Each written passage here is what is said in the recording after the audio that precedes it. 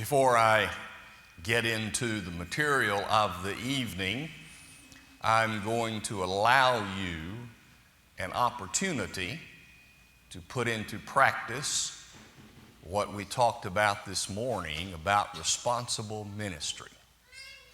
And here is how you have a chance to do that. Next Sunday afternoon is the afternoon of Grandparents' Day, I guess nationwide at least. And there is a celebration at McCready Manor on Grandparents' Day. Just out of curiosity, how many of you know somebody who lives at McCready Manor? I'd like to see that. Okay, those are the volunteers who will help me next Sunday. You didn't know what you were volunteering for, did you? I got you. They would like to have some of us to come out and be there to sit with, to wait on, to serve, to have fun with, to talk to, all that kind of thing. The grandparents at McCready Manor. Now, you'll like it because it's real fun. I don't know, is the clown coming back this year? Have you heard? They had a clown one year. We have a clown, so maybe he'll be there. I don't know.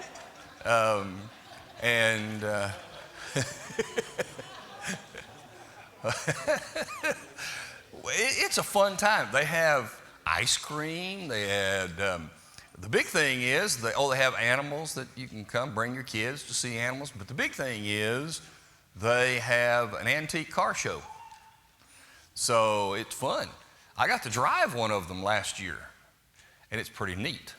So just if you can volunteer from 1:15 until 4 next Sunday afternoon. I need it, they need it, and if you could, stop by and verify all of you 100 people who raised your hands that you are actually coming, I would appreciate it, and I can let them know. So, serious ministry, responsible ministry. Now you got an opportunity. So there you go. All right. Briefly, a Christian is like an arrow. Mark Eubank. Now maybe he's not here, he couldn't be here tonight. I planned to do it and told him I was going to do it. He gave the sermon to me a year ago. I just got around to it, and then he couldn't be here. So he'll probably pick it up on the internet. So I told him I would mention his name so that he would be famous. And so now he is, Mark Eubank. Sits always right over there in front of the Rowletts and the Blacks, in case you've noticed that. This is his outline. This is his idea. And I like what he said, especially when we combine it with the passage that was just read in 2 Kings. Turn with me there, and let's understand what is happening. Syria, to the north of Israel and Judah, was a thorn in the side of God's people often throughout the history of the kings. And Syria was a part of a problem for Judah as well as for Israel. And so the constant battle was that predominantly every king of Israel, the northern kingdom, was not a good king. Most of them, the vast majority of them, were evil kings leading the people away from God instead of helping them to be more what God wanted them to be. The southern kingdom, Judah, was predominantly had more and better kings, if you will, but Syria had become a problem for both of them. Elisha was the prophet of God during this time. And if you look in chapter 13 and in verse 14, Elisha had become sick. And the text says, with the illness of which he would die. The text saying, okay, he's sick now. And by the way, you'll read the story, and when he dies because of this illness. Then Joash, the king of Israel, came down to him and wept over his face and said, "Oh, my father, the chariots of Israel and their horsemen." Here's what I think is going on. Though Joash was not a good king, though he did not keep them from idol worship, he knew that the armies of Israel and all of their horsemen were able to protect the land because God was with them. And Elisha was their representative, the one who was the spokesman from God to them. And so even though Joash did not have the faithful character that God wanted him to have, he was intellectually smart enough to understand that with Elisha being sick and probably going to die, now things were in a precarious situation. Now see, if Joash had been the person he should have been, whether the prophet of God was there or not, he could still go on. But Joash needed Elisha, because he wasn't going to be the leader that he should have been. And I think he came to mourn not so much Elisha's death as to mourn the fact that Elisha is going to die and they will be left unprotected. I think the discussion that the two of them have is pretty obvious. I think Joash is concerned about Syria. And he's concerned that when Elisha dies, the symbol of their strength, the symbol of their faithfulness, the symbol that God is still with them, he's afraid that Elisha, in his death, the people of Syria are just going to overrun the place now. And so he is saying, what are we going to do? In his words, what are we going to do? Excuse me, what can we do in this situation? That's when Elisha tells him to do this strange thing Ralph was just reading. And the story is told this way. Open the window and shoot an arrow. But now notice what he says in verse 17. The arrow of the Lord's deliverance, the arrow of deliverance from Syria. Now, when he says strike, you must strike the Syrians at Aphek till you have destroyed them. It is obvious to me that Elisha was telling Joash, all right, look, yeah, I'm going to die. But before I die, I'm going to give you a situation. If you will do this, I'll take care of you. I'm not going to leave you in my death without any help. So you have the arrow of the Lord. Shoot it. The point was, you see that, Joash? Okay, here it is. Now, take the other arrows. Now, in taking these other arrows, take the arrows. Elisha had just identified the arrows that he had as the Lord's arrows for delivering the people. And he said, take those arrows and strike the ground. He only struck it 3 times. If he had done it more, they would have wiped out the Syrians. Now maybe we think, wait a minute, it's not fair. Because if Elisha had said, okay, you strike the ground, and as many times as you strike the ground is the number of times you're going to defeat Syria. You think he would have just beat that ground to death? That's what I think. He would have just beat the thing. He'd have broken the arrows. Bam, bam, bam, bam, getting them. Right? But it's obvious that Joash, in my mind anyway, wasn't really thinking about the deliverance of the Lord.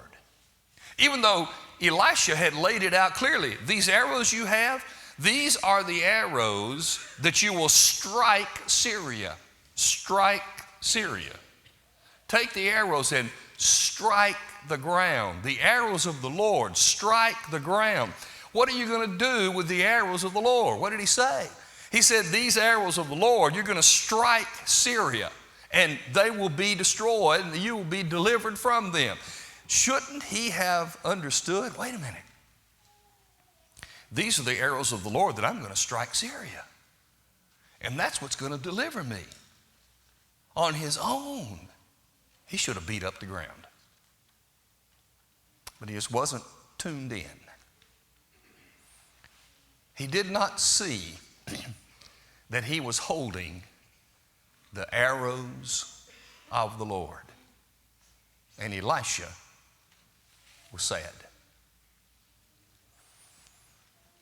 Mark said in his outline, a Christian is like an arrow because. Here are some things that I think from this story and from the concept of the picture you see before you make a lot of sense about a Christian being like an arrow. First of all, it takes an archer to aim the arrow. I beseech you, therefore, brethren, by the mercies of God, that you present your bodies a living sacrifice, holy, acceptable to God, which is your reasonable service. Do not be conformed to this world, but be transformed by the renewing of your mind, that you may prove what is that good and acceptable and perfect will of God. God, the archer, has aimed the arrow, and his people are the arrows of the Lord.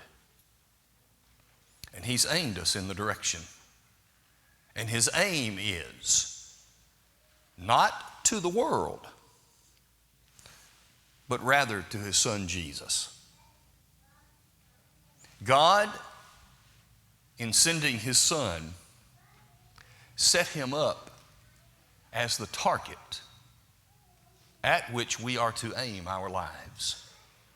And God is the archer who has done just that.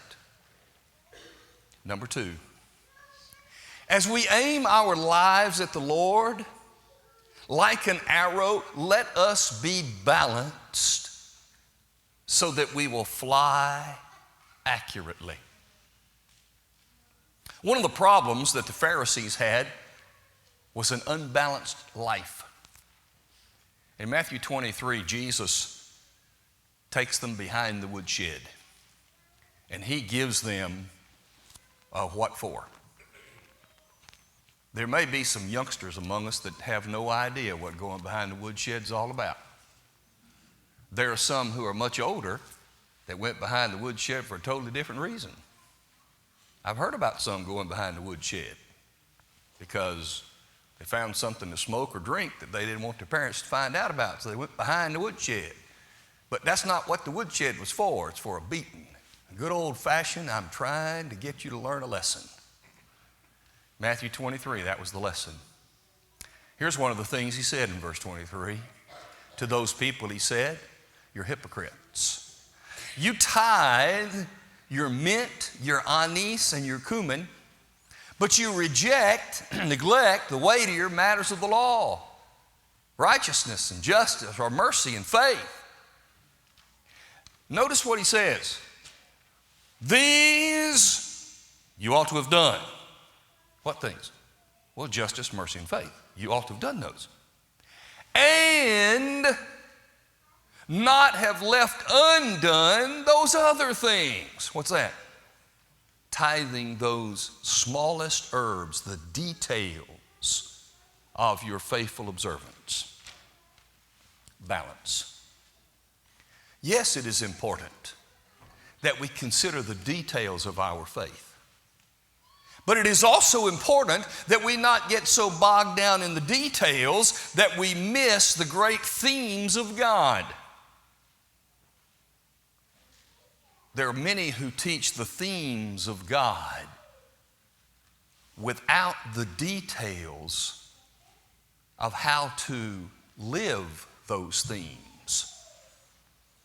Others get so caught up in the details of how to live that they make no connection between the details and the themes of God. And that's an unbalanced life. It takes both. And an arrow, to fly straight, needs to be balanced. And we need to be balanced. Number 3. It is the pressure of duty that makes the arrow want to fly. It is the one who is standing there at an archery competition, who looks out there and sees that target and said, I want to hit that target. That's my job. In fact, I've got to score better than this guy. And it's the pressure of the duty of hitting that target. Or the pressure of the hunter who has his prey in his sights and who is trying to hit it because that's what he's aiming for. Jesus said in John 9, verse 4, I must work the works of him who sent me while it is day, for the night comes when no one can work. It was the pressure of duty that Jesus felt every day of his life to do what he was sent to do. Jesus was not just saying that about himself. The purpose of his life was to teach us the great principles that ought to guide our lives. And in the same way that he, in principle, needed to do what he needed to do while it was still daytime, that's a principle Christians should live by. And as the arrows of God, we should feel the pressure of duty. What is it that I'm trying to accomplish? At what am I aimed? What is my target? I need to hit it. The pressure of duty.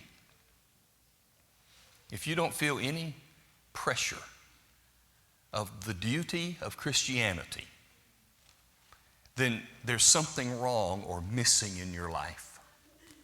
We ought to feel the pressure of the duty of following God.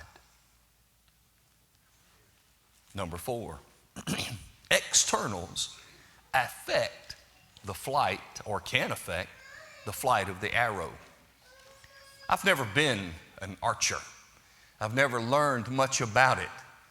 I've talked to a lot of kids. Archery has become a really big thing in Madison County in the schools, and they compete. In fact, one of our schools, didn't I read the sign on the bypass, won the world, didn't they win the world championship? Is that right? Does anybody know that Shannon Johnson, they won the Caudle, that's right, won the world championship of archery for their age group. Now, ain't that something? They won the world championship. I don't know anything about archery. I'm not good at it at all, so I can't tell you how much wind will affect an arrow, or how much rain, or high humidity. I don't know. But it makes sense to me that the externals certainly could. The externals of life can affect the arrow that we are. In fact, God uses them. Hebrews chapter 12. In about verses 3 through 11, the writer tells us about the chastening of the Lord. If you're not chastened by the Lord, then you are illegitimate. What father doesn't chasten his children, discipline them? So the external things of this life, God can use in order to keep us flying straight. External things, it seems to me, are the things that God uses to chasten and discipline his people. Therefore, the externals do indeed affect the flight of the arrow. And we are the arrow of the Lord. Number 5, the greater stress, the farther the arrow will fly.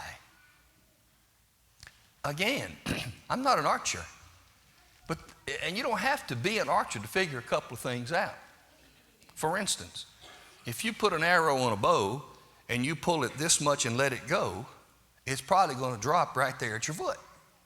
You know why? You didn't put enough stress on the bow where the arrow sits. That makes sense. So you pull it all the way back. And then someone introduced me many, many years ago. One time in my life, I fired what they called a compound bow. And I said, what's a compound bow? He said, just pull it and you'll see. It was, and then all of a sudden it got easy. That's interesting to me. It was really hard up until that point when all of a sudden it was not so hard again. Now, I don't know, you'll explain it to me sometime. But think about it, you know. As Christians, life is difficult. But there comes a point at which when we are handling it the way that we ought to, it doesn't change the situation, but it changes us, and we handle it better. And it's those kinds of things that launch us. Paul would say to the Romans in chapter 5, starting verse 3, we glory in tribulation, knowing this, that tribulation produces perseverance, and perseverance character, and character hope, and hope does not disappoint. Stress, when handled properly, when intensified on the arrows of the Lord, actually helps us fly farther than we would without it. And Joash had an arrow of the Lord at his disposal to handle the enemy that he was afraid of, but he didn't trust it enough, and he failed. We are the arrows of the Lord. One more point that he closed with is this: